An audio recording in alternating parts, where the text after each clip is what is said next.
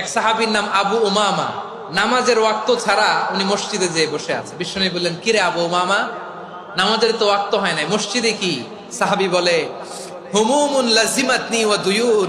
নবী গো, ঋণের বোঝায় এমন টেনশনে আছি, ঘরে থাকতে পারলাম না, মসজিদে চলে আসছে। বিশ্বনবী বলেন, আমি কি তোমার এমন একটা দোয়া শিখাবো যেটা পড়লে আল্লাহ তাআলা তোমার ঋণের বোঝা হালকা করে দিবে?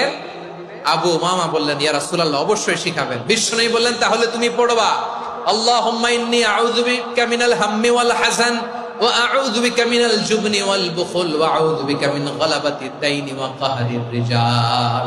ও আল্লাহ, তোমার কাছ থেকে দুশ্চিন্তা থেকে পানাহ চাই, কৃপণতা, ভীরুতা, অলসতা, কার্পণ্যতা, এই সব কিছু থেকে, মানুষের কঠোরতা, আমার উপর মানুষের আধিপত্য এবং ঋণের বোঝা থেকে পানাহ চাই। এই দোয়াটা যখন বিশ্বনবী শিখাই দিলেন, আবু উমামা বারবার এই দোয়া পড়েন, আল্লাহুম্মা ইন্নী আউযু বিকা মিনাল হাম্মি ওয়াল হাযান ওয়া আউযু বিকা মিনাল আজজি ওয়াল কাসাল ওয়া আউযু বিকা মিনাল জুবনি ওয়াল বুখল ওয়া আউযু বিকা মিন গালাবাতিদ দাইনি ওয়া কাহরির রিজাল।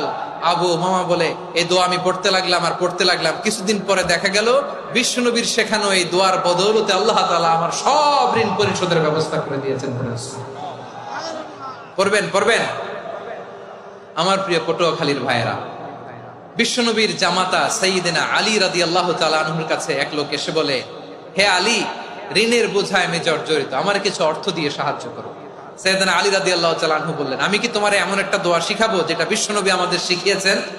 এই দোয়া যদি তুমি পড়ো, লাউ কানা আলাইকা মিসলু জাবালিন কাবীরিন দাইনান আদাল্লাহু আনকা, পাহাড় পরিমাণও যদি ঋণের বোঝা হয়, আল্লাহ এটা পরিশোধের ব্যবস্থা করে দিবেন। ছোট্ট একটা দোয়া বিশ্বনবী শিখালেন, বললেন, তুমি পড়বা, আল্লাহুম্মা কফিনি বিহালালিকা আন হারামিকা ওয়া আগনিনি বিফাদলিকা আম্মান সিওয়াক।